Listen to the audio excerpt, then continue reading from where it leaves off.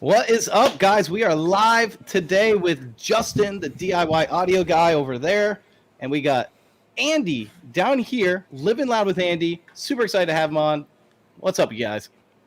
What's going on? Thanks for having me on tonight, guys. This is pretty cool. Sound advice, like your guys' podcasts, and I know you guys are super into DIY, obviously, and home audio, so I'm about to learn some things today. Awesome. I don't know about that. Maybe from Justin. I don't know. I feel like some days I don't know as much as I used to. Yeah, there was once a time where I knew a little bit more, and then I realized I forgot it all. So I don't know. Well, you learn so much information, other stuff falls out, and you're like, what's my name again? But I know everything else, though. We're good. As long as it's car audio or home audio, we're set. It's true. Well, guys, a little bit later in the podcast, we're going to announce the winner. If you guys don't know, Living Loud with Andy actually took over the car audio section on the forum of toydsdiyaudio.com. And anyone that did anything on the forum during that time, or at least on the car audio section during that time, got entered into the drawing. So we'll do that in a little bit, but we're not going to do that yet. Instead, right now, we're going to kick it off with Andy and ask you, Andy, you have had a lot of car audio. In fact, car audio is really where you mainly stay at, right? Is that safe to say? Absolutely. I mean, I'm in the home audio a little bit. I mean, I feel like a lot of us car audio guys have started off with home audio because, Sure. we didn't start off with a car. So obviously we started with like the bookshelf speakers, stuff like that, and just kind of worked our way up. And, some of us wound up putting home audio and car audio, but we're not going to go there. Well, some people put car audio and home audio too. Everyone who's tinkered with it has put car stuff in their home and home stuff in their car at some point. Absolutely. We'll give a big shout out to Thomas Marshall. Thomas, it's always good to have you on here, man. Thanks for the shout out, man. It's good to have you. So, what is your favorite car audio piece of equipment that you've ever got? I'm just curious about that. Ever. I mean, Yeah, it was ever. always a dream to have. Keep in mind, you only get one pick. So if you pick incorrectly, I can't even go incorrect on this because I feel like I wouldn't be who I am today without this. And it was my Solo X, man. I never thought Yes. I'd get one. I really never thought I'd get one because when I was a kid and like they came out, well, I was 17, that's a kid. You know what I mean? At least for this model that I knew of. I didn't know about the 2003. And I seen it, I'm like, wow, that is a big kicker. That's square, it's cool looking. Like, what is that? And I would go and look up online, and here it was just a spare for $250. And I'm like, well, is that all I need? No, you need the whole motor and basket. Whole thing's $1,500. And I'm like, yeah. woo, that's expensive. I'll never have that, but that's pretty cool. And long story short with that, I wound up getting one for pretty much a trade. I traded my two Alpine Type R 10s and a Kicker L7 for this Solo X18 and never went back. So that's how I kind of got it. Otherwise, I wouldn't even have it. But yeah, it's definitely my favorite piece of equipment just because I thought it was so cool back then. And like how nostalgia kind of rolls us in a way. It's kind of, it just, that's how I feel about it. First of all, that Solo X is awesome. And that's one of the ones that actually sold me. My friend Ramey actually had a Solo X, actually had two Solo X's in his S10 pickup truck. Jeez. Yeah, I know, it was crazy. I mean, he was bouncing quarters off of it. It was amazing. But we were like, oh my goodness, this thing is so cool. We just sit there and just listen to that thing. And it's the thing that got me into DIY audio in general was being able to hear something like that and experience. Like when you experience something like that, it's completely different than experiencing, the person that puts like 112 in the back of his car that he got for like $30, even though there's nothing wrong with that, but there's something completely different about that experience versus, experiencing something like that. Right, we're a little overkill sometimes, but yeah, you're absolutely right about the experience. It definitely is one. Well, and he did competition. It's funny. So, The age difference is striking because I remember. My first experience with that big kicker subwoofer that I knew a guy who had. It was a Ford Mustang, a Fox body from the early 80s with the 351 Windsor engine in it. And the back seat folded down and two 15-inch kickers, gold letter kickers in the back of that thing in this huge box that was, it was just kind of, it wasn't nice, right? But it was this huge, massive box with those two 15-inch kickers, and nothing in the world looked like those old gold letter kickers when that subwoofer was going. And I, back then, when I was that age, all that stuff was complete unobtainium to me. There was no way I could possibly afford it. And the thing I find interesting about it is you see gear like that and you say, no way I'll ever be able to own gear like that. How the heck can anyone afford it? And then over time, your situation changes and you look up one day and you're like, well, hey, yeah, I can actually afford, a nice piece of equipment, a decent amplifier, a decent couple of subwoofers. You grow into it. Right. Yeah. My first, the same guy, Ramey, he worked at Best Buy in the day and he got me the first, they were Pioneer and they were made out of like a form of plastic. What is it? It was like a IMPP, injection molded polypropylene. Yeah, that's it. Yeah. He got me two of those. And I started off with like this really cheap Jensen amplifier. And then I moved up to an Eclipse amplifier and an Alpine head unit. And when I changed to those two things, I was like, oh man, this is amazing. And it made a big difference. Even on just those two little cheaper subwoofers, it made a big difference in my car.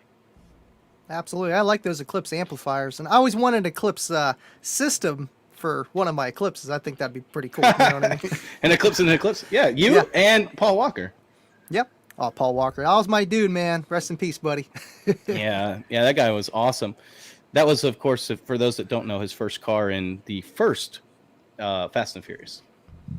Absolutely. That's correct. Up. Yes. Yeah, the one where the floorboard fell out when the boost kicked in. It's like, floorboards fall out of cars there. That's too much power, man. Too much power. Isn't that also the movie that Hi-Fi Vega tried to stream on YouTube, and they're like, no. So Carl Jr., could you grab Carl Jr.'s comment? He's so old that Sherwood was his first amp. My first ever amplifier was a Sherwood. I vividly remember buying that amplifier and hooking it up, and I used it for several years, probably about 4 or 5 years. And I regret getting rid of it because I enjoyed it. It was my first amp. It was a good amp. I'm sure it wasn't great. Off-brand? Is it an off-brand of No, Sherwood was like it was like a Jensen. It was an inexpensive, non-premium brand that probably didn't do its power rating, that kind of thing. Yeah, my Jensen looked so cool because it was like blue, and then it had that like clear, like plexiglass kind of slide cover. You slid it back and forth, and then there was like these little dials you could push. Oh yeah. Was it the 500 watt? Was it the 500 watt? Because I literally have one on my shelf. It's pretty cool. It's just like that. Yeah, it had the little dials. I don't remember what they even were back, but I was like, oh, this is awesome. I don't know. It probably wasn't, but I thought it was really cool. Robbie Hansen said he liked his Crossfire amp. I'm not sure if you guys are familiar with Crossfire. Yeah, Crossfire's been around for a long time. Absolutely. A long time, yeah. All right, Warren Collins said his first was acoustic. I remember a buddy of mine, my best friend in high school. He had 4 MTX Blue Thunders in a regular cab Ford Ranger, all powered by a big acoustic amplifier. He managed to get his hands on a couple of other 10s to go with it. He found a buddy sold him some 10-inch sound streams, and he put those in the toolbox in the bed of his truck and wired them all up to that acoustic amp. And that thing actually, I don't know what load he had. It was a 1 ohm load when it wasn't meant for a 1 ohm load, and it played. It got really hot, but it played. All right, so we're gonna go back to a question that we had before this broadcast even started, and Andy didn't get a chance to answer it because, well, the time had started, and so I cut him off. I said, "You're done, Andy." I said, "Andy, what are you rocking in your house?" And you said you had a 5.1 something. Vizio 5.1. I mean, it's your basic, you go to Walmart, you pay like $150 for it. I got it for a deal. I actually traded it for a Sundown SA2 that I got for like $50. So I got the thing for $50. It was nice. And I just wanted, something that had wireless almost in a way. Kids, wires, bad. I rent, so I can't really run wires through walls quite yet. Otherwise, I'd probably have something a little bit nicer. Now that's for your actual home audio, surround sound setup. I mean, obviously I have my test bench in my house, if you want to call that a home audio system. And then I have one literally tapped into the side of my wall and one of my amps with just a power supply, just to test my old Kenwood shelf speakers that I got at Goodwill for like $10. I honestly half expected you to say that you had like Alpines up in the front and like kickers in the rear, and That's what I was expecting. I actually had no idea where that was going. But here's the deal. I forgot what I was going to say. Anything is better than TV audio. I don't care what you have. I fully, almost anything is better unless you're using, I guess, TV speakers to make, speakers. But the majority, almost anything is better than your TV. So you gotta. I know. I feel like TV manufacturers know that, and they've been keeling back on how they make their speakers. I mean, you look at the old projection style TVs, man. They had fake surround sound. They had almost like Bose acoustic chambers built inside to make the stereo sound really nice coming from the speaker, because people weren't technically all going out and buying Vizio 5.1 surround sounds, or putting a sound bar, or making their own home audio system. And I feel like they know that now in the market. It's like, well, we can cut back on the speakers. They're just going to hook up a sound bar to it anyway. Yeah. Let's make some more money. I feel like that's the thing. The soundbar thing. I had a company that sent me thanks for buying some merch, Thomas. I saw I sold some merch. I don't move much merch. Yeah. I mean, you can always, if you want to contribute to any of our channels, we all have PayPals, paypal.me/DIY audio guy, I think is my PayPal. So, I mean, I'm not going to turn down someone who wants to throw some money my way to thank me for performing in front of the camera. And there's one for sound advice. It just, that's completely up to you, Thomas, but really there's no way to really become a patron without linking your card. If you want to be part of actually the Patreon community, as far as I know, at least. But yeah, if you ever want to PayPal, I think we all have a PayPal link somewhere in our description somewhere. Oh yeah. We might just put those in the description for this video, I guess, in case anyone needs it. But no, the sound bar, this company sent me a sound bar, and it was absolutely horrible. I think it was junk. I grabbed the DIY RTA and was able to actually visually see on the RTA the total harmonic distortion on that thing. It sounded terrible at anything above a middle volume.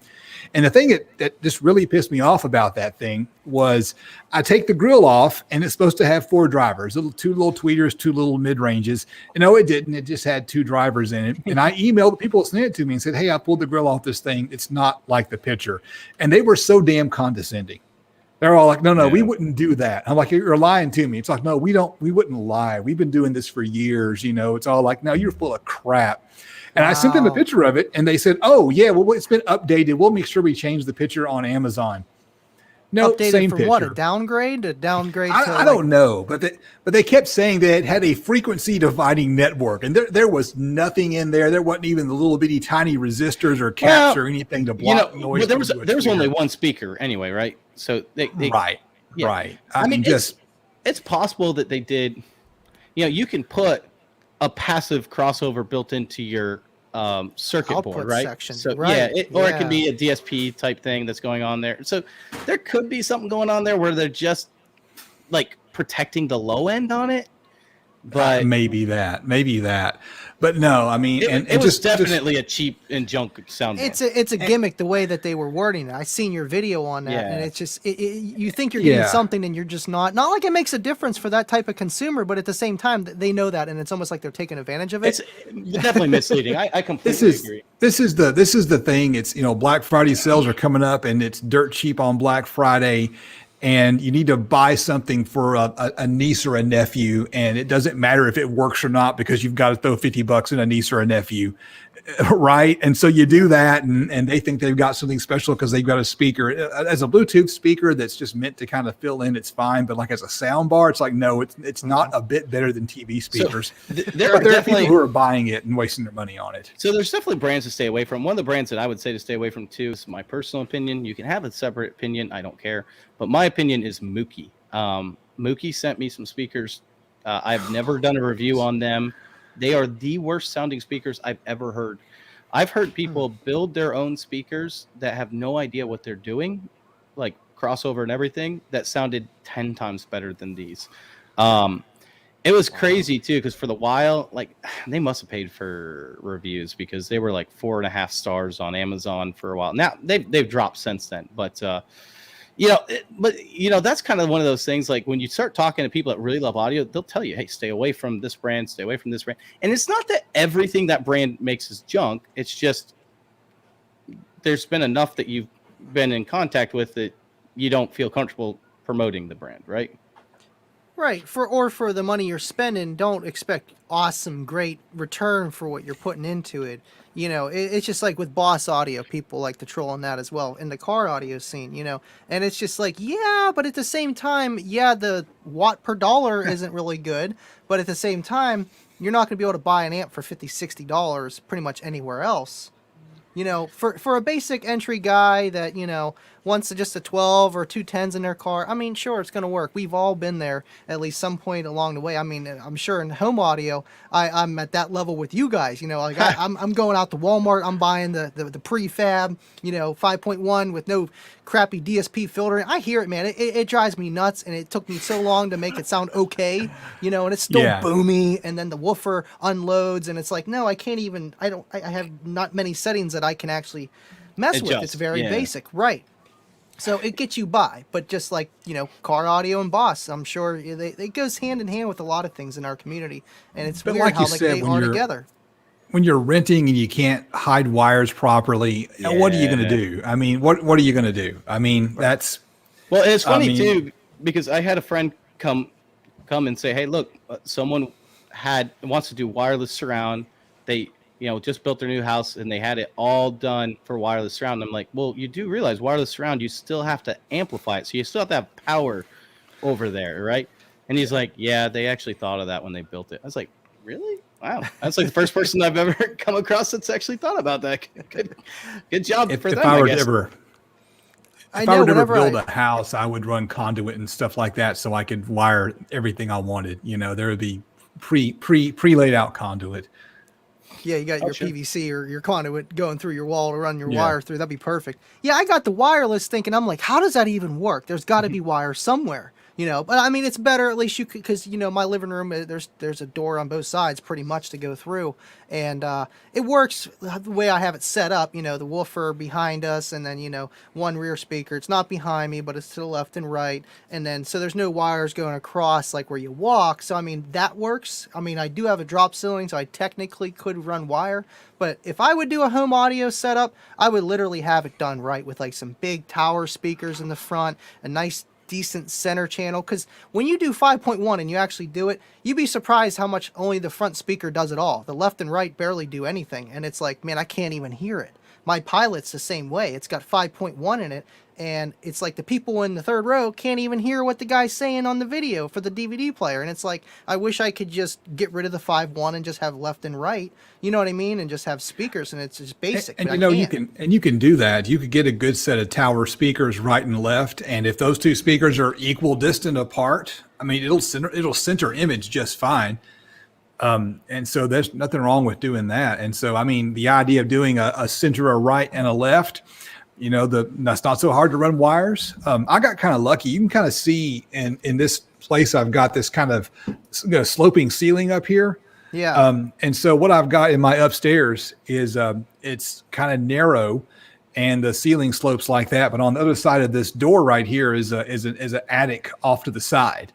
So it was really easy for me to get behind the walls and run some wire. I just had to run some wire above a little bit, and I got some of those big sticks and stuff.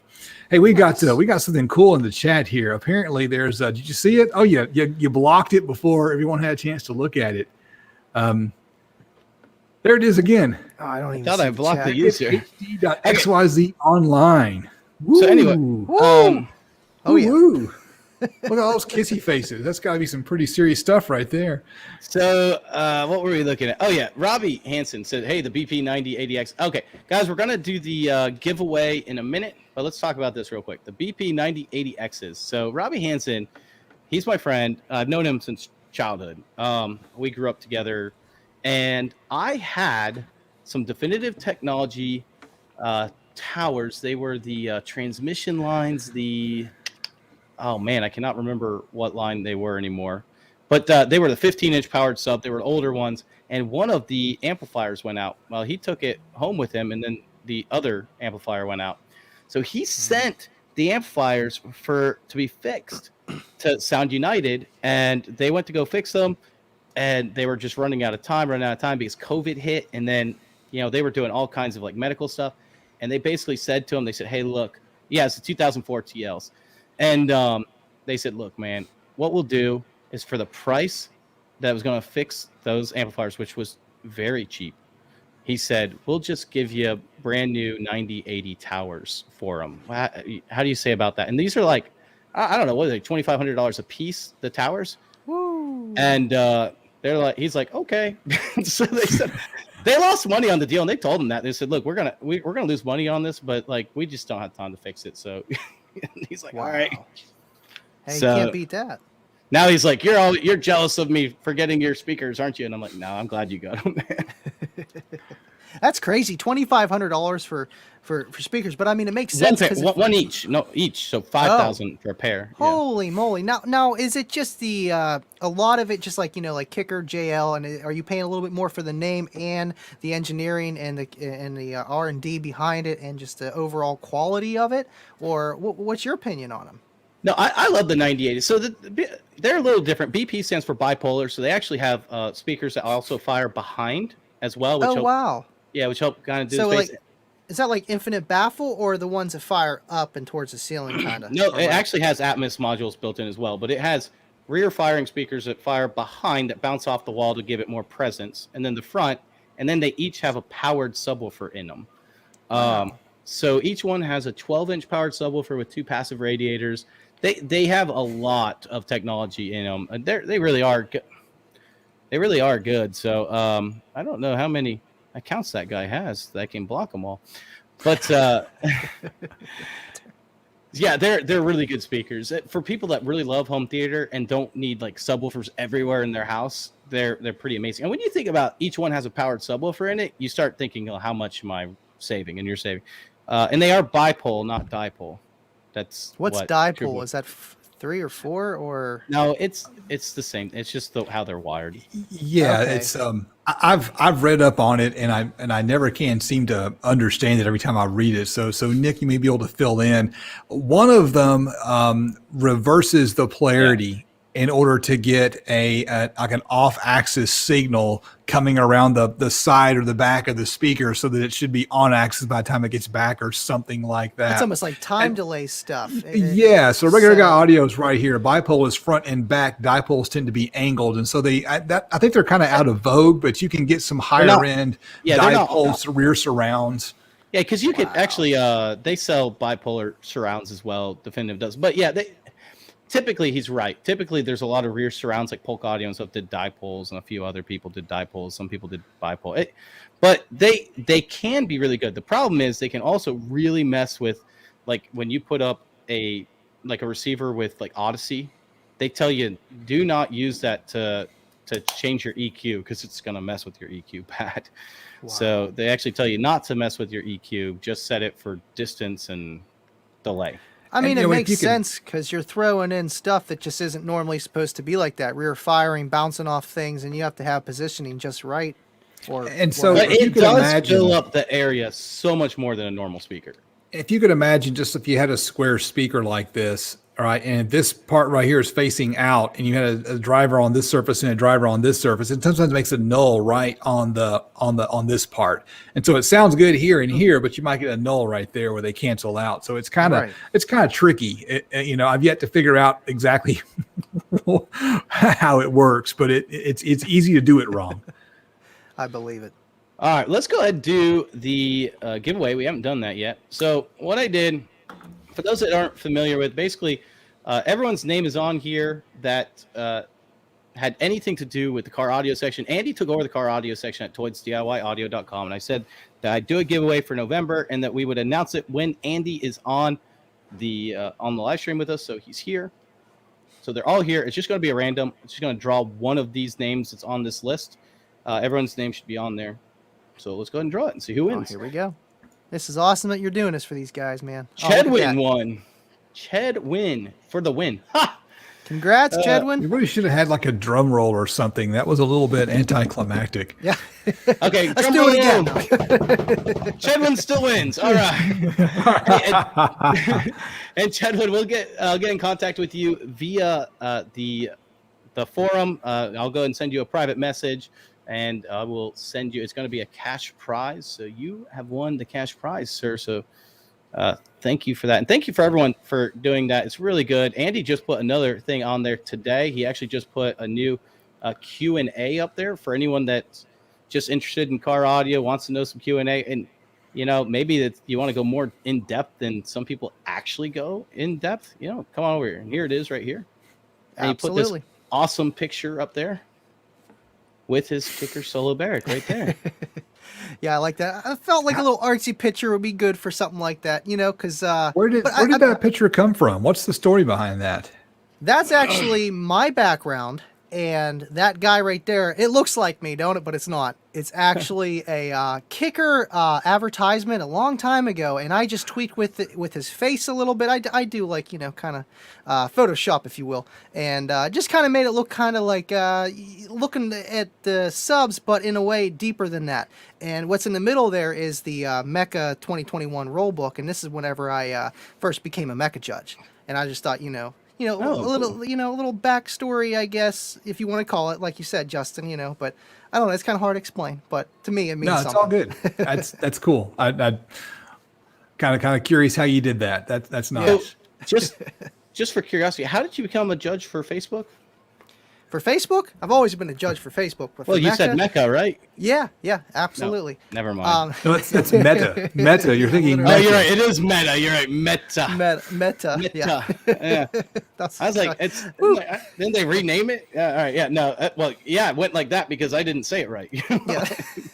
No, you're good, man. No, that was a good one. But yeah, whenever I became a judge for Mecha, pretty much how that happened was I'm already doing my Team SP Loud stuff here, and my format is relatively identical to Mecha, but kind of like Base Wars, where we're laid back. You know what I mean? Like if your box is 2 inches from the ceiling, I'm not going to just throw you in the wall class, but if you know what you're doing and it's pretty darn loud, I mean, yeah, you're probably going to be in the wall class if you're clamping like over a certain amount of power, because there's power classes too. But so I've been doing that for like 4 years before I started the Mecha, and I would go to the Mecha and help out my guys, and even find new people there going to Mecha and be like, hey, listen, come to Team SP Loud too, man. It's a little bit cheaper, and I'll show you how, show you the ropes.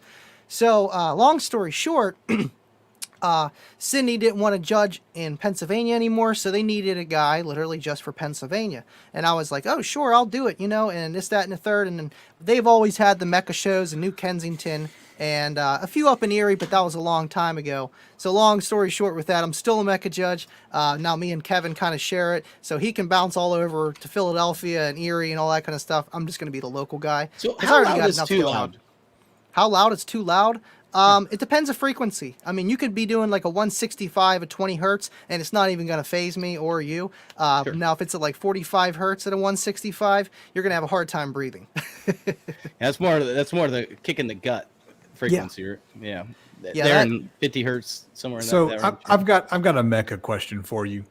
Go ahead. So usually by this time of the year, I'm looking at the Mecha show schedule to see if there's a show near me and thinking, how can I plan to make it to a show? And I usually don't, but I need to get to some shows, if nothing else, just to get some footage and shake some babies and kiss some hands. Wait, that's not right. Anyway, is that autograph kids? I need, and maybe pop in and try out a sound quality competition or something like that at some point. And usually the events are up for the next season by this point. But in Tennessee, there's only 2 events listed. It's like, somebody who can maybe who can tell us what's going on. How come they're not getting the events posted on the schedule? What's going on with that? Yeah, I mean, you can always check on Mecha.com, like their website for their events and stuff, and to see for the Tennessee. But usually it's all up to the judge, and if the judge is going to have a show. And that's how the shows happen. So you might just have one judge in Tennessee, which I'm not too sure who that is.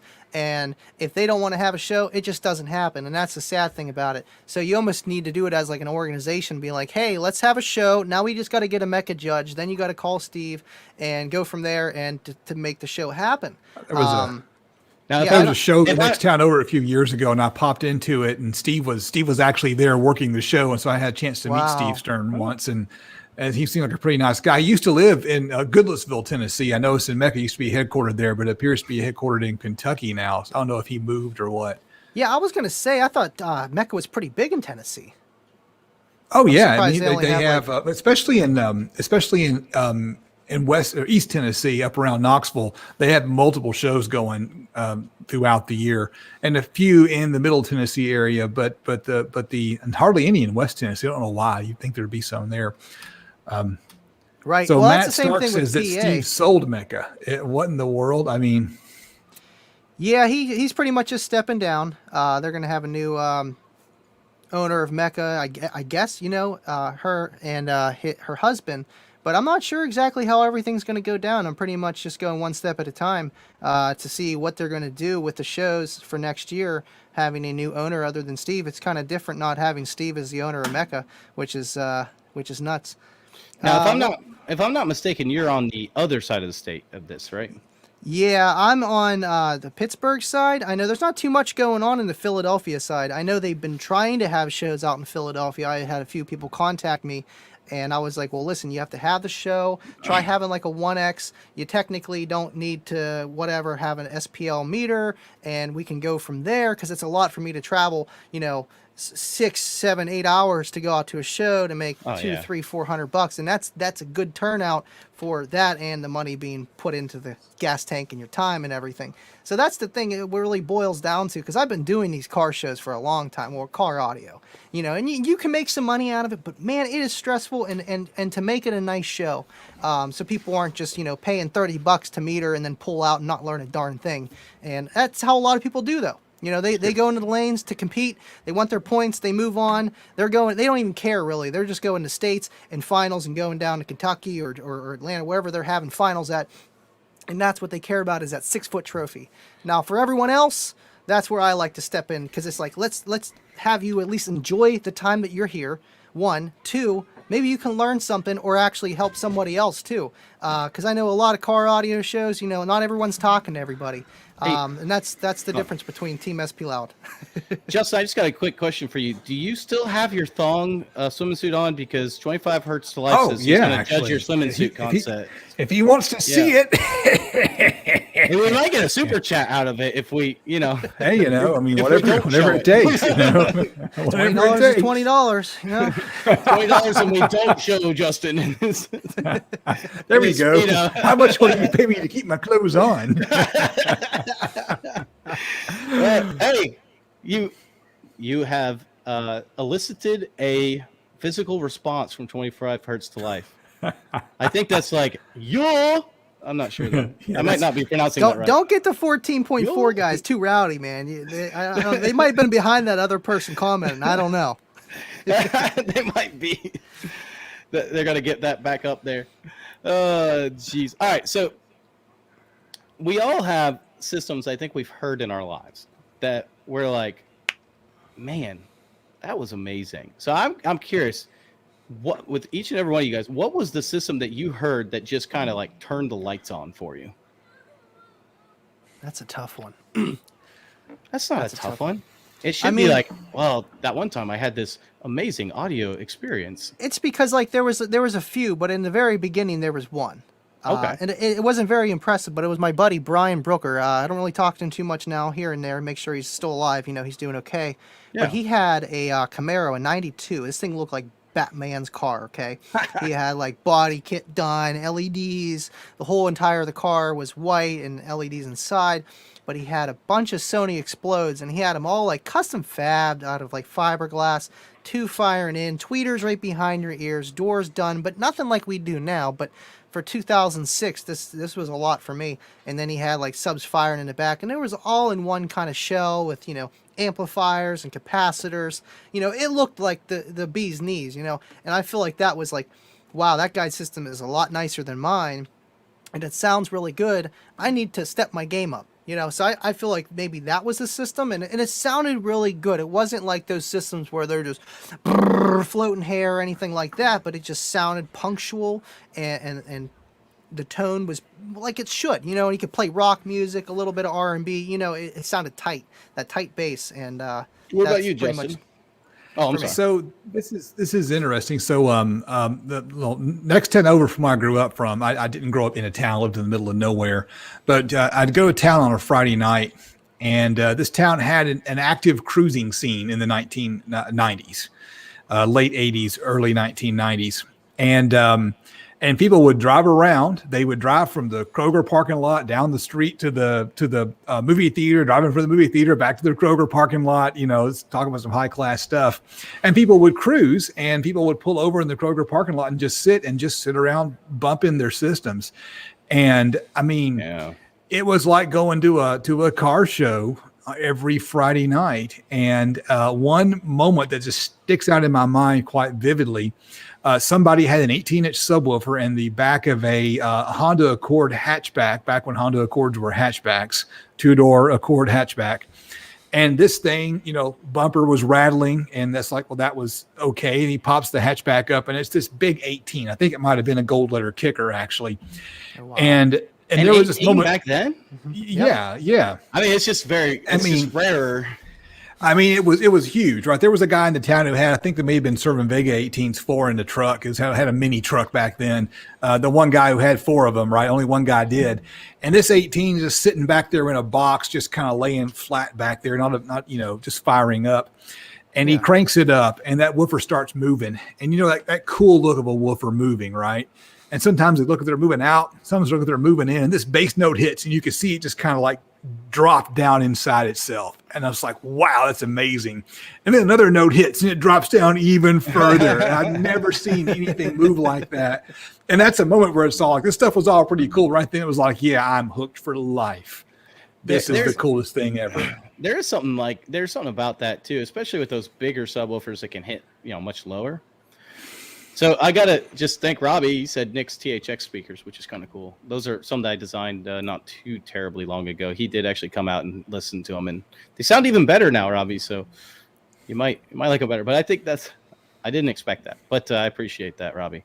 Me, though, it was actually, which is kind of ironic, I'm actually going to talk about Robbie's dad. Because in high school, Robbie's dad had a surround at a theater when theaters were not cool yet in his house. And he had it full of definitive technologies, and I think he had Pinnacle rears, but definitive up front. And we watched Fast and the Furious, man. And that thing, when that nitrous hit, and that first scene, oh my goodness, I was just blown away. I was like, oh, and you hear that bass going, when all the cars were lining up and the bass is going, you're like, oh my goodness. And that was kind of that aha moment for me where I was like, this is what real sound. Now, also, though, he had spent like $10,000 on his theater, right? So that's also, which I've mentioned before, what got me also into DIY, because I didn't have $10,000 to throw into speakers. So. Yeah, it could be expensive, especially when you're playing with the big boys. You know what I mean? Got to pay to play. Another one of those. That's why we DIY, man. So we don't have to pay to play. That's pretty cool. Now, this DIY stuff. So you physically build your own speakers, or you just kind of part them together with the tile small parameters to make the type of sound that you want with the enclosure you plan on building? Is that kind of like the basics of how you do it? I mean, I don't think either one of us ever built a driver. Right. Right. Well, I'm just asking. I'm starting from the bottom. No, but that's there a are whole people new. that do that. I just don't do that. Yeah. I mean, if you can recone a driver, you can probably build one. Right. But there are people who do it. But I got into the DIY thing because, I'd like to have a nice set of speakers, and wow, nice speakers are expensive. Let's try building it. And after you buy a bunch of tools, you realize that you could have bought the speakers for less. Yeah. But now you can make as many as you want now, So. Right. The hard part for making a DIY speaker is making it look good. Making it sound good is easy because there are kits, there's software, there's all kind of tools for that. And in my home theater, I mentioned it before on the show, is the Tritrix kits from Parts Express. I love them. I'm getting the itch to replace them with one of these cool designs that Nick has done with the big 15s, the big PA speakers. But that thing came in a kit, and they sell the knockdown box for it, and I skipped the knockdown box, so I wanted to cut the wood myself. Veneered the darn thing and got more money in the veneer than I have in anything else. Wired up the crossovers myself. You sit down with a crossover schematic and wire it up, and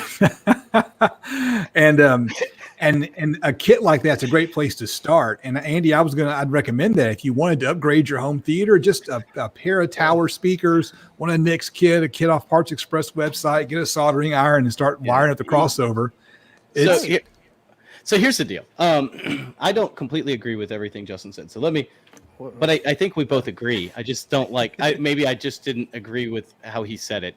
DIY is easy if you buy an already designed kit. Now, if you want to design it from scratch, that's a whole nother animal. And that's what I do. I design it from scratch. So from scratch, you got to do a couple things. You got to do the box design, which you know how to do. So we do the box design. And then, of course, if you do a 3-way, then you have to do the mid-range box design and that as well. But, we'll just assume a 2-way for now. And then you have to take measurements with a measurement microphone and with DATs for impedance. And then you have to find the offset of those two drivers because those two drivers aren't physically aligned in the box, right? So your tweeter is going to sit either almost always a little bit further forward than your woofer, as far as where the sound's going to be coming out. So then you have to figure out how to electrically align those with your crossover. And then you have to design the crossover. Then you have to test for distortion and test for, your diffraction and all your other things. So, once you start getting into there, it becomes a lot more of a process. But in the same instance, when it's done, I mean, so the ones that Robbie's talking about, I took the Klipsch THX KL650s, and I just wanted to basically design something similar for a lot less money. I think they're I've seen those. Yeah, I think they're like $3,500 each or $3,500 a pair or something, and I built them for like $300. So, or something similar. So, that's kind of where I get my excitement from. I'm like, wow, look. I got this awesome sound that I can't go buy in the store for significantly less. See, that's pretty cool though. Like, and then when you started talking about the speaker, like the driver, and then the tweeter, I'm like, wait a minute, yeah, you're right. You got to be building like the mids and the highs too. You're not just building bass. Like bass is one thing, and then you're getting that all straight. When you're messing with higher frequencies and distance and all that stuff with time alignment and staging of like how you're trying to, even just build the speaker to work with the enclosure and then in your room, then it's another thing. So that's pretty cool that you guys do all that. I want to do some more digging. Yeah, you guys got to leave some at least a link for the parts in this video. I think that's pretty cool for someone that is a little handsy and pretty good with glue and to build their own speaker. I think that's pretty cool. I think it's a great idea. I mean, anyone that can build their own speaker. I mean, the Dynas are one of the most popular speakers that I've ever designed because they have a little powered subwoofer and they're really small and they just blow people out of the water. And it's a fairly simple build. All right, let's see what Philip said. Philip is one of my patrons, so we're going to answer this. What is something that someone who mainly focuses on home audio can learn from someone who focuses mainly on car audio? That's a really good question, actually. I think I actually have an answer for this, but I'm going to see what you guys say first. I've got an answer. And I think that the first thing that comes to mind is the importance of driver placement and of beaming. Because you kind of it's pretty easy just to put a speaker somewhere in your room, but when you're in a car, the speakers are not put anywhere where you would put a speaker if you were trying to make a car sound good, and so there you go, right? And so you kind of learn that where you aim the speaker actually does kind of begin to matter, and things like beaming are important. I think that's a good one. What about you, Andy? What do you think? I mean, you're a big car audio guy, so what do you think like someone could take away from car audio and just kind of apply it towards home audio? I feel like maybe tuning in a way. If you know how to tune a system in a car, it's almost the same but in different ways. The same as tuning your home theater system, where you have to have your crossovers for your sub and then your front stage and stuff like that. I know it's a little bit different, obviously, but you get the same idea. With like how much bass and treble, pretty much just equalizing your system to make it sound as good as it can with what you have. Now placement and all that other kind of stuff, that's different, because like car audio. I mean, if you want to talk SQ, it's the same thing as like home audio, like where it's positioned. But like you were saying, Justin, the distances are greater, and I know with home audio, the woofers are tuned way lower than in a car because you don't get that cabin gain as you would in a car for that low end frequency and stuff like that. True. So I completely agree with that, and I think one of the things that I think car audio does better, and Dan Russell just said he built a set of passive dynos, which are the brand new ones I designed, and they're great. So thanks, Dan. That's awesome. But I think one of the things that car audio does better most of the times in home audio is understanding and implementing DSP. Yeah, I think so. I mean, the most home audio, the crossover is the brain, and most people don't design the crossovers. But if you're in a car setting, you really, I mean, you put the speakers all over the place. It's not going to sound good. If you really want sound quality in a car, you've got to do the DSP thing. Yeah, and DSP is not one of those things where you just like stick it up and you're like, oh, let's change the crossover frequency, right? Because you're changing all kinds of different things that you can change. Delays, time alignment, yeah, all that type of stuff that I think a lot, in home audio, a lot of it we especially if it's home theater, we focus on just the receiver doing most of that for us. Right. Because they have usually pretty good built-in DSPs to a point, right? I mean, depending, what you're buying. If you get top tier, you're going to get something with a good DSP, and if you're going to buy something crappy, it's just not going to have one, or Well, most people don't go beyond that either way. So, like, if they have Odyssey, they're just going to use Odyssey and be done with it. Versus someone that has Odyssey, like the kicker key, for example. The kicker key is probably a good starting point, but I'm sure if you really mess with it some more, you can get more out of it, right? I'm assuming. Right. That's one thing that they said too. They're like, yeah, if you know a guy that knows how to tune, or if you know how to tune, obviously you can get it closer to how it's supposed to sound in the vehicle, to either your opinion or a judge's opinion or whatever. Yeah, the kicker key is just going to kind of get you there close. It's almost like a DD1, like how you did the DD1 video, and it's going to get you close without doing numbers and everything else. No math, no pulling out an RTA and figuring out okay, is this good, or putting my head over here. Okay, I got too much refraction. Yeah, the stage needs to come down. You don't have to do any of that stuff. Now, if you know how to do that, yeah, you're going to get a lot better tuning, sound, DSP, all that staging stuff, if you know how to do it. But that's just like anything. Even building boxes. Obviously, you can go out and buy a prefab, but if you don't know how to build a box, go out and buy a prefab. It's going to be better than no box. So there, unless we're going infinite, right? Yeah, you can do infinite baffle. So one of the true legends in the car audio world was a guy named Richard Clark. Nick, have you ever heard of Richard Clark? I have multiple times, actually. Right. I think Hi-Fi Vega brought him up like once an episode. I mean, and deservedly so. So Richard Clark had this the Buick Grand National that was his competition car, and he did things in those cars back before we had what we would consider a digital signal processor that were absolutely amazing, and it was all about placement. He put speakers in the kick panels, for example, and that's going to sound terrible, right? Well, no, but if you get speakers in the kick panel, then you're going to get them further away from you. And so the time delay is more closely aligned. And so you actually got better center staging with speakers down in the kick panels.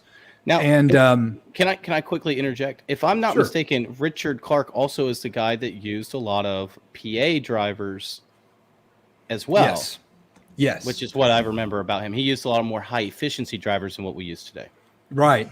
And if you want to, when you get done with watching our show, if you'll want to head over to your favorite podcasting app, there's a podcast, the Soundcuology podcast, and they did an interview with the guy, and it's just amazing. This is the guy who's known for the amplifier challenge, where he had a system set up for like A/B testing an amplifier, and he basically said, you bring your amp and hook it up, and if you can tell the difference between these two amplifiers that are at the same level, right, they're producing the same amount of power, if you can tell a difference, I'll give you $10,000. And no one could ever tell the difference. And he said that he broke a lot of people's hearts. People would buy an expensive home audio amplifier and it sounds just like the other one. Who knows which one's the better, right? It had 12-inch mid basses in the rear quarters. That's exactly right. It was, he won every car audio contest until he stopped competing. And I guess he just got bored. And now he's retired from the car audio world, and he's rebuilding and not necessarily modifying, but restoring Grand Nationals. Wow. He really likes that car, but obviously he knows that car very well if you're doing sound quality. Yeah, wish I would have picked one of those up back in the 90s when they weren't worth anything. Now you just got to get a Honda CRX. You know, just go to the SPL. You'll be all right, Justin. Just put two 18s in there, firing forward. Tune it to the roof. You'll be all right. Yeah. So here's the deal. Here's one thing that I think car audio could learn better than home audio. And I when I say this is obviously when we're talking about this is overarching, right? Like we're taking it as a whole, right? So when I talk about DSP being better in car audio than home audio, that's as a whole. There's some people in home audio that are just as talented, if not more talented, than car audio, etc. But as a whole, I feel like passive crossover components is one area in which car audio guys typically suffer. And why I say that is oftentimes you'll get a component set. Okay, so say you'll get something like an Alpine or a Kicker component set where you get the tweeter separate than the mid-range, right? And then it comes with its own little crossover. But the problem with that is that has no idea where that woofer is in relation to that tweeter. So there's no way that those are going to cross over correctly except to protect them. So for maximum best sound quality wherever you're at, that passive crossover component is probably the worst that you can get. Yeah, well, I can't say worst, but you know what I mean. You'd almost need to like bi-amp it in a way, to have your own crossover for just the tweeter and your own crossover for just the driver. So you would need a 4-channel in a way for just your front stage for that set of speakers and set of tweeters. But I mean, I feel like that's what a lot of guys do. And then they'll have a separate amp just for like their rear speakers if they even have rear fill. Well, Sorry, they could. My son's going crazy. That's fine. They could, depending on, but that's the other thing too. A lot of times those tweeters that are used in component sets, at least, their crossover point's pretty high as far as, where the distortion starts and where you're going to cross it over. I mean, it's not atypical for you to cross over at 3,500 hertz, which does hurt the beaming capabilities of where you're crossing over the woofer a lot of times, or the mid-range, I should say, a lot of times. My hypothesis is that those crossovers were designed to sound good with the tweeter and the woofer right next to each other, because when you're at a demo wall in a car stereo shop or Best Buy or whatever, they're right beside each other. Right. I know. I feel like people always think that they're getting something better with the component setup, but it's like you got to know what you're doing for it to be better. You might, if you're just getting a car audio and you want to replace your front stage and make it sound just a little bit better, just go get a coaxial, man. Unless you really know about staging and all that, like you guys are talking about SQ stuff, I would leave the component setup away. But that's what's cool about the QS series, the components. The tweeter can actually just stay right inside of the driver. Cool. So you can take it out or put it right in the center, and it works just like a coax. So I got a question. I have a question for y'all. I'd love to know y'all's opinion on this. I'm itching to buy a new digital signal processor. I've been using the Dayton Audio one for a while, and I'm kind of looking forward to the next series of upgrades, and I'm ready to up my digital signal processor game. What digital signal processor should I go with? I've got my eye on the mini DSP. Is there any reason why I shouldn't go after like a mini DSP 8x12 as opposed to something from Audio Control or whatever the case may be? When you say the mini DSP 8x12, you're talking about the Dirac one? The interesting with the Dirac one is you can order it without Dirac and later on do a software patch and upgrade to Dirac. So you don't have to drop. Are you talking about the one with Dirac or not, though? That's what I'm trying to figure out. Yes, I am, but with and without. So you can, like I said, you don't have to you don't have to pay for the Dirac up front. So you can come back later and pay $300 for a software upgrade and add that if you wanted to. See, what's crazy is I've never even used a DSP. The closest thing I got to a DSP is this little key lock. Like literally I'm basic, but with the kind of car audio I guess you could say that I have and that I do in my forte, a DSP really isn't going to make a huge difference. You're not trying to bring out your front stage while you got 145 plus dBs coming at your head. You're never going to keep up. There's no way to have, like an SQ kind of sound. Like there are people that do it. They're pretty loud. I mean, there's some like 135 plus like 140 dB systems and they're doing great on the RTA, and they're doing great as the the judge is sitting in a car. But that's not really my thing. I got the top of the iceberg about that stuff. But I do more of like the booming down the street. But I'm not just rattling my trunk. I got to make it sound good too. So when you sit in a car, it's one thing I always get with Cookie Monster. People are like, "Wow, that actually sounds really good." Yeah, it's got bass, but it's like I can hear everything, and it sounds like it should. Like if you just turn your radio up and you could just keep turning up louder, that's what it sounds like. It's like, wow, that sounds really good. But But yeah, I figured we talk about my system. I know you guys wanted to cover that, and we're almost out of time. Right. I'm kind of curious about your enclosure, actually. How big is it, and what's it tuned to, and all that jazz. I'm gonna say real quick, definitely the one with the direct if you get a chance. I mean, that's the one I would go with. All right, go ahead, Andy. Do your thing. It's around 10. We'll say around 10 cubes. When I initially built it, I built it a little bit too big. It almost reached out to about 14 cubes, and shrunk it down to about 11 minus the port. So we're like 10 cubes, give or take. Tuned to around 28, 29 hertz. Now the funny thing, whenever I built that, yeah, I wanted to play low, but I didn't anticipate 13 to like 17 hertz as my low peak, and it just wow. just with the vehicle and the one window up, it helped with the loading and the trunk, and just kind of goes out one window, and it likes that 17 hertz, and that's where the hair goes up, and I'm only clamping like 600 to 1,000 watts whenever I'm doing hair tricks, which is pretty cool. But yeah, it does a 150, 150.3 at the kick, 149.7 at the headrest. It's all clamping 2,200 watts and under. But I mean, it's I really don't want to mess with it. I really like the Cookie Monster, but I mean, if Kicker would ever make anything else, I feel like it would. The only thing I would put in there is an upgrade. I would never switch from an 18. So let me ask you this. So, because do you find yourself typically tuning higher because of the gain that you can get in the lower frequencies? Right. You mean like tuning higher in the vehicle, or the tuning higher in the enclosure? The enclosure tuning frequency, yeah. Because Right, you said yeah. you tuned it about 29 hertz, right? It's 29 hertz, and it's 29. because the enclosure is so big and the ports, it's small, but it's actually pretty decently big for how big the box is. Sure. So it's around 7 square inches per cube with a 10-inch arrow, so at 78 square inches of port. So it's really not that big. If you look at the Kicker spec for 10 cube, they say go 10 cube with 100 square inches of port. And that's even more than I got, and I feel like I would really play low if I tried to tune that low. So it's the bandwidth is weird. I don't play high. Because the box is so big, to build the pressure, it has to be around 32, 35 hertz is about the highest. After that, it starts to drop rapidly. But that's going to be a system that's really loud for what it is. Any system it's like that. It's going to have a really high peak. So I have two peaks, the 32 hertz, and then it kind of does play a pretty good down to the 20s, and then has like a little drop around 24. But I feel like that's almost the trunk giving way. Sure. It's like no way. That's too much going on. Yeah.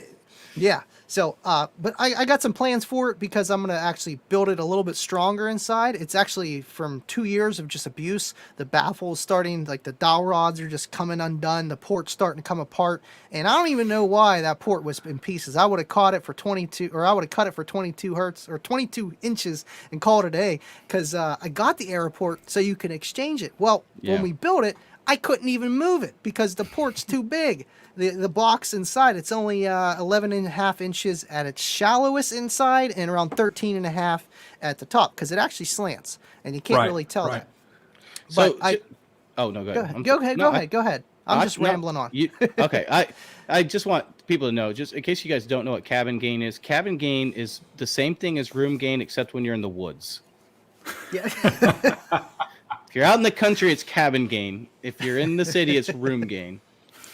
Yeah, I know. It's weird how cabin gain works in a vehicle. It's like it does help with the low end, but then you also get the resident gain too, which is like a higher frequency. Like the Eclipse, I kind of guesstimated it's around 54 hertz for the resident frequency. But then, like I said, with the one window down and just how bass works, it's almost acting like a 6 order whenever I have the one window down, so it makes the vehicle bigger but not too big, so you don't unload, and then it just rectifying air. That's all you're really doing, and that's to make the hair trick. When I put both windows down, I can't play that low, but I can play anything in like 27 and up with both windows down, no problem. So it's a different kind of build. It's like, do you want lows, or do you want just like whatever I got? And they're like, oh, well, yes. And I'm like, okay, well, one song for this and one song for that. So that's the only thing. I really don't like systems like that. I like a system where I can get in and play everything within reason. But there's some truth behind this too that a lot of people don't realize too, is, just throwing your subwoofer in the house, throwing your subwoofer in the car, just nonchalantly, not necessarily paying attention to where it is can actually dramatically affect your nulls and your gains of, what frequencies you're playing. Absolutely. Absolutely. I know in like home audio, aren't you supposed to have like the woofer like not really in a corner? I mean, a corner helps with boundary loading, but like to get the actual sound of how the bass is supposed to sound for, your home audio, isn't it supposed to be like right beside you or something like that?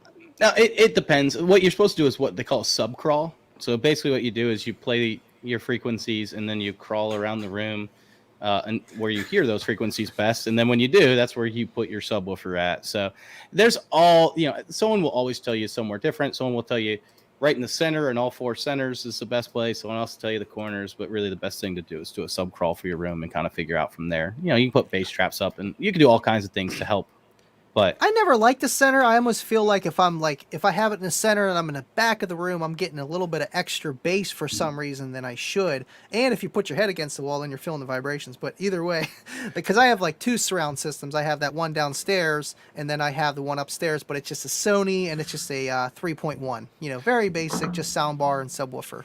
But it's like that where it's up front. I don't like it that much. Let me tell you this, because this is kind of crazy. So in Germany, they're experimenting and they're doing, I can't remember what they call it, but what they do is they put like, say, 4 subwoofers up front in your home theater, and then they put 4 behind you. Now they're out of phase. So they're in phase. So the problem is when they come together, they're in phase. They're null. Yeah, you get null and void, right? So they time align it so that null is like right behind you, so that you're supposed to get like all of it all at once. And I don't know exactly how it works, but I talked to a couple people in Germany, and it's supposed to be just amazing. Now, wow. Of course, in order to do that, you need like 8 subwoofers. So. Right. That's a lot of subs and drivers going on just to get it. And then how wide is that bandwidth where everything works too? Because I mean, I'm sure that works with distance and time and all that stuff with the frequencies. That's one of those DSP things where you have to start working on your time alignment, because you're right, because every frequency is longer, right? Yeah. Or is a different length, I should say. Different length, right? At sea level or whatever, 1152, 1132. You know the number. Yeah, whatever. Justin, what do you got? Anything else before we go? We are almost out of time, man. Actually, this we're at that hour point went in the fast, show. man. Yeah, we're at that point in the show where we kind of wrap things up when we talk about what we have coming up on our channels. And I thought that I'd go ahead and give you all a sneak peek. I got this little doozy right here from Down for Sound, and I hope to have some type of review up on my channel towards the end of the week. I dropped a video yesterday that's actually done pretty well. It's kind of fast out of the box. That one was. It was I went back to an older video where I talked about setting gains with a multimeter and kind of had a bit of a clickbait title saying don't do it. And then did all the and then surprise, guess what? Here's how you make it work. And of course, the main thing is a lot of people are just, I feel like not good at math and therefore struggle with using something like a digital multimeter to set their system up. And kind of the take home point is, if that's you, then spend more money on test equipment, and so you don't have to do math. Right, that's a good point. Is that the ProFab box from Down for Sound? That is the ProFab. I've been looking for a 12-inch ProFab box from Down for Sound for a while, but it's been out of stock. And then they had their Black Friday sale, and so the model with the sundown in it was discounted because everything sundown was on sale. And I'm like, well, I've been wanting to try sundown anyways, so I went ahead and pulled the trigger on this.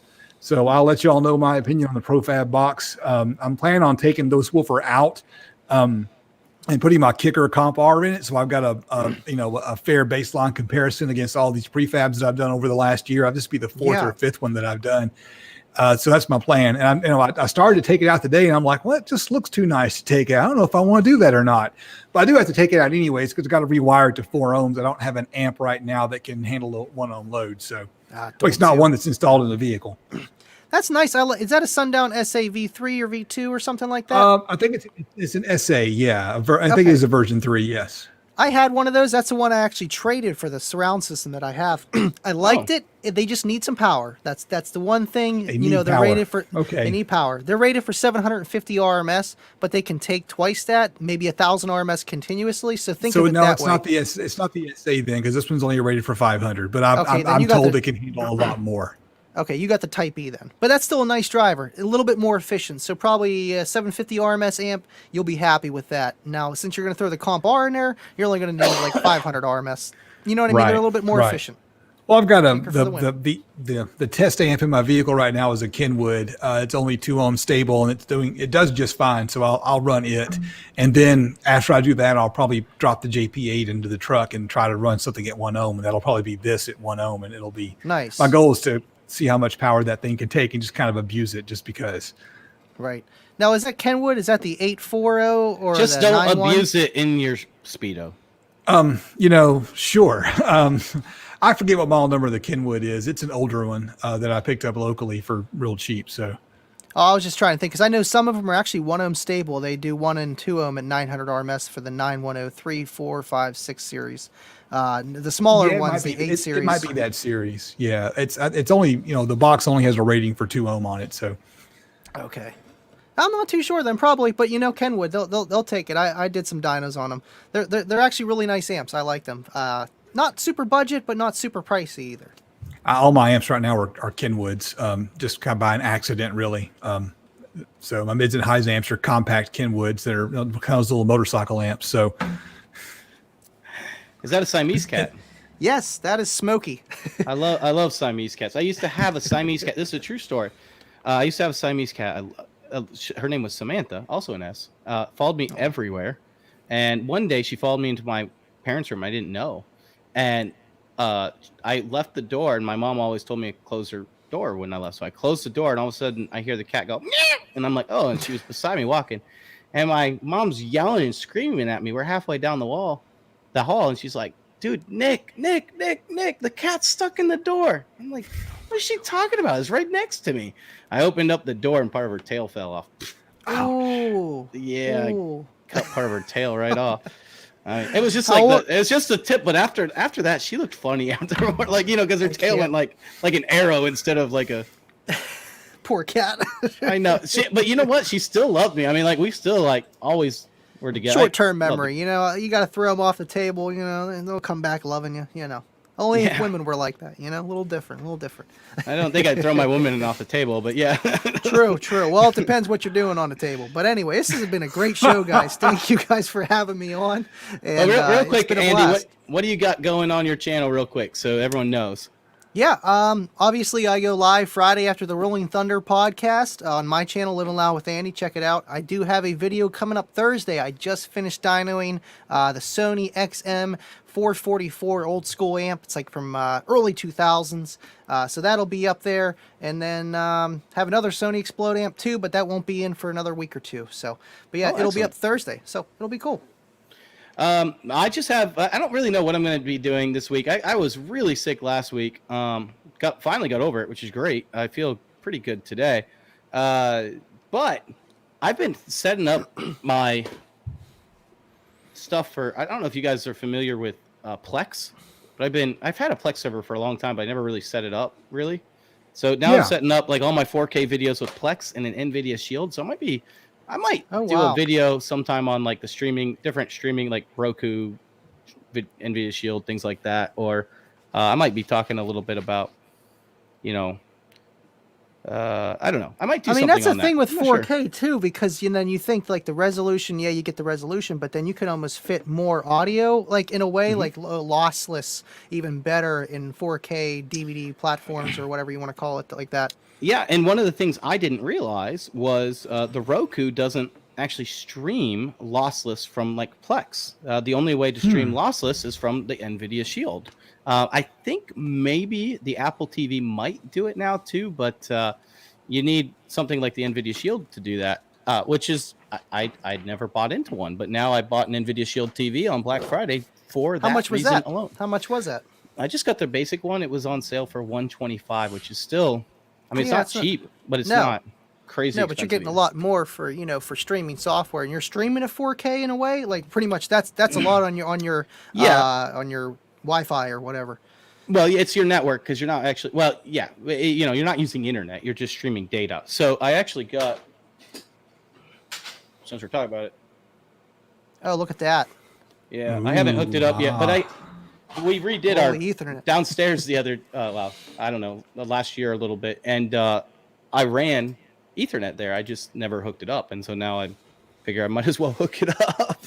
Absolutely. But yeah, you can stream the 4K video, but the most important thing is you can actually stream your Dolby Atmos lossless audio, which Wow. is significantly better. And for testing purposes, when I'm testing speakers, it's a huge deal.